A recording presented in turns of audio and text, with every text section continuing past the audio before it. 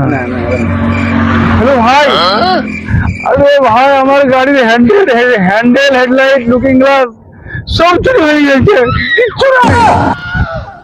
তোকে আমি তখনই বলেছিলাম যে বাইক নিয়ে একা একা যাস না, গেলেও আমাকে সাথে করে নিয়ে যাস। তুই তো কথা শুনবি না। नहीं नहीं नहीं नहीं सारुण के यहाँ कुछ तो गड़बड़ है, जरूर कोई ना कोई गड़बड़। তাহলে এখন আমি করবো কি? তুই এক কাজ কর, যেদিকে মুখ করে আছিস না ওইদিকে ঘুরে পোঁত করে বস। হ্যাঁ, ঘুরে বস।